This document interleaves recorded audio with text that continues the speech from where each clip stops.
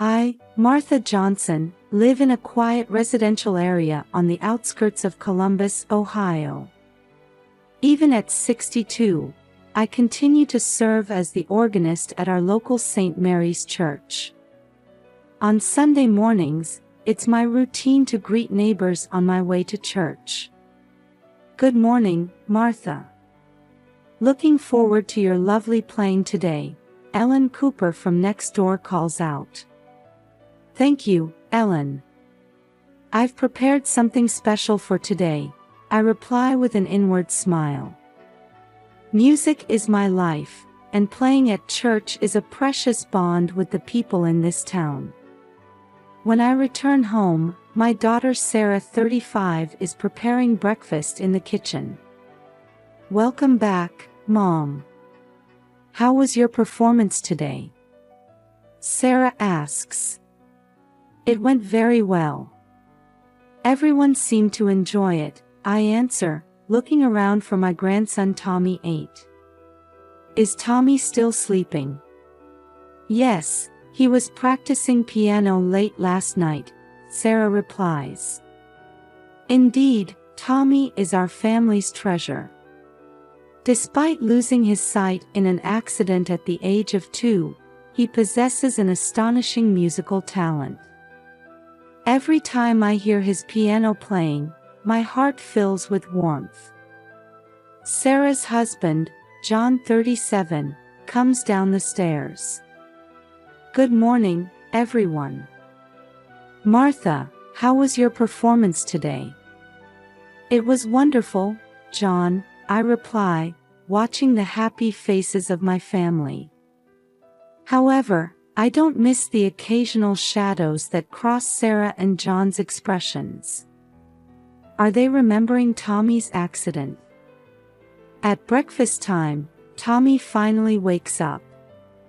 Good morning, Grandma, he smiles at me. His smile is as bright as the sun, lighting up the whole room. Good morning, Tommy. How was your piano practice yesterday? I ask, and Tommy's face lights up. It was great. I can play the new piece much better now, he answers happily. Our daily lives revolve around Tommy's music. The neighbors also recognize Tommy's talent and often offer words of encouragement. Just the other day, when I met Mrs. Richardson at the supermarket, she said, Martha, I'm looking forward to Tommy's recital. That child's talent is truly special. Indeed, Tommy's talent is special. But more than that, what I'm proud of is his positive attitude and willingness to work hard. Despite losing his sight, he never gives up and puts his all into music. This attitude gives courage and hope not only to our family but to the people in this community. At night, the sound of Tommy playing the piano echoes throughout the house. As I listen to the beautiful melody, I think about his future. Surely, a wonderful life awaits him. Believing this, I vow to continue supporting him. On Tommy's 5th birthday, our family prepared a special gift. We had the old upright piano in the living room professionally tuned. Tommy, happy birthday. This is your present, I said, and Tommy carefully approached the piano and touched the keys. I'll never forget the expression on his face at that moment. It was a radiant look, a mixture of curiosity and joy, as if he had discovered a new world. Grandma, is this a real piano? For me? Tommy asked excitedly. Yes, Tommy. It's a special piano just for you, I answered, and Tommy happily began pressing the keys. From that day on, Tommy's interest in the piano grew stronger day by day. Every day, as soon as he got home from school, he would sit at the piano and play with the sounds. I watched over Tommy's interest and gradually began teaching him the basics of piano. We started with simple scales and gradually progressed to simple tunes. Surprisingly, Tommy's progress was beyond imagination. He quickly memorized the songs I taught him and went on to tackle more difficult pieces. His fingers danced over the keys, producing beautiful melodies. "Martha, Tommy's talent is truly remarkable," Sarah said one day. However, I sensed some complex emotions behind her words. John was the same. "Tommy, you're amazing. But you don't have to push yourself too hard, you know," he said, seeming somewhat uneasy. I was a bit concerned about Sarah and John's reactions, but I decided to focus on nurturing Tommy's talent. I consulted with Mrs. Anderson, the local piano teacher, and decided to have Tommy attend her piano lessons. "Martha, Tommy's talent is truly special," Mrs. Anderson exclaimed in surprise. "His musicality surpasses any student I've ever met." The other students in the class were also amazed by Tommy's performances. Tommy's ability to perfectly play difficult pieces despite his lack of sight was an inspiration to everyone. When Tommy turned 6, at Mrs. Anderson's suggestion, a small recital was organized. On the day of the recital, the community center hall was filled with local people.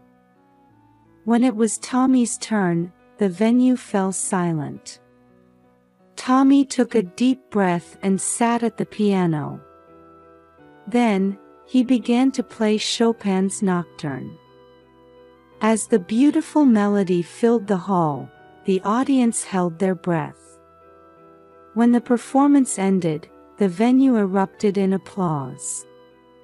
Many people stood up, applauding Tommy with tears in their eyes. "Martha, your grandson is a genius," Mrs. Cooper, who was sitting next to me, said excitedly. "I've never seen a child with such wonderful talent before." After the recital, many people began talking about Tommy. A small article about Tommy's talent was even published in the local newspaper. However, amidst the excitement, I was concerned about Sarah and John's behavior. They wore happy expressions, but they also seemed somewhat uneasy. "Mom, Tommy's talent is amazing, isn't it?" Sarah said, but there was a hint of anxiety in her eyes. "Yes, it really is," John agreed, but his voice seemed to be mixed with complex emotions. While I questioned their reactions, I decided to focus on nurturing Tommy's talent. I believed that Tommy's passion and talent for music would surely brighten his future. A few months after Tommy's small recital, I found a flyer for the Ohio Young Musician Competition. This contest is a prestigious event that serves as a big challenge for young musicians in the state. "Tommy, would you like to enter this competition?" I suggested, and Tommy's face lit up. "Really? I'd love to try," he answered excitedly. However, Sarah and John's reactions were complex. "Mom, Tommy is still so young. Isn't it too early for him to enter such a big competition?" Sarah said worriedly. "That's right. Tommy, you don't need to feel pressured," John agreed. However, seeing Tommy's enthusiasm, his parents eventually agreed. And so, we began preparing for the competition. Tommy's practice became more intense than ever. He practiced for an hour before school in the morning, 2 hours after school, and another hour at night, without fail every day. "Grandma, I want to play this part more expressively. How should I do it?" Tommy would ask. I listen carefully to his playing and offer advice. "Well, Tommy, why don't you try playing this part a bit slower and let each note resonate more?" Tommy listens seriously and immediately tries it. His concentration and desire to improve always amaze me. However, as the practice continued, a change appeared in Sarah and John's attitude. The two, who were previously supportive, began to show anxious expressions. "Tommy, why don't you take a break now?" Sarah began to say frequently. "That's right, Tommy. Don't push yourself too hard," John chimed in. I felt uncomfortable with the change in their attitude. Why are they so reluctant when this is a chance to develop Tommy's talent? One night, I overheard Sarah and John's hushed conversation. "John, is this really okay?" "Tommy is." "I know, Sarah." But at this point, their conversation was fragmented, and I couldn't catch everything, but I felt there was some serious secret. As the competition approached, Tommy's anxiety also grew. "Grandma, do you think I can play well?" he asked worriedly. "You'll be fine, Tommy. You've practiced enough. Have confidence," I encourage him. However, the atmosphere in the family became more tense day by day. Sarah and John began to show guilty expressions whenever they saw Tommy practicing. "Tommy, you've practiced enough. Why don't you take a break?" Sarah would say. "That's right. Why don't you try getting interested in something other than music?" John would suggest. Tommy looked confused. "But I like the piano. I want to enter the competition." I didn't understand the cause of this family tension. Why can't they wholeheartedly rejoice in their son's great success? Are they hiding something? On the night before the competition, we had dinner as a family. The atmosphere around the table was heavy, with little conversation. "Tomorrow is a big day, Tommy," I said, and Tommy nodded nervously. "Yes, Tommy. Do your best," John said, but his voice lacked energy. Sarah remained silent, continuing her meal. In my heart, doubts grew larger and larger. Does this family have some serious secret? And is it somehow related to Tommy's talent? When we got home, I made up my mind. I must find out the truth from Sarah and John soon. For Tommy's sake, and for our family's sake. The day after the competition, a celebration for Tommy's victory was to be held at the local community center. I headed to the center early in the morning to help with the preparations. "Martha, congratulations. Tommy's talent is truly amazing," Mrs. Cooper called out to me. "Thank you. This result is thanks to everyone's support," I replied. The venue was decorated with handmade banners and Tommy's photos, creating a celebratory atmosphere. Tables were laid out with cakes and snacks donated by the local bakery. At 2 p.m., the victory celebration began.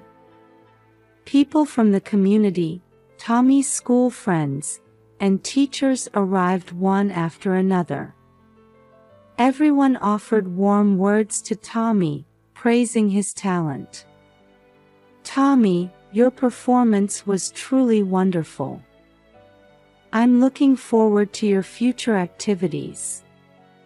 Tommy responded to people's words a bit shyly, but happily. However, I was concerned about Sarah and John's behavior. The two were standing in a corner of the venue, looking uneasy. Occasionally, they would look at Tommy with anxious eyes. As the celebration reached its midpoint, the host encouraged Tommy to give a speech. "Now, let's hear a few words from our winner, Tommy." As the venue fell silent, Tommy stood in front of the microphone. He took a deep breath and began to speak. "Everyone, thank you for coming today. I'm truly happy about this victory." Tommy paused for a moment, and then continued with unexpected words. "But there's something I need to tell you all. Actually, the reason I became blind." Tension ran through the venue. I could see Sarah and John's faces turning pale.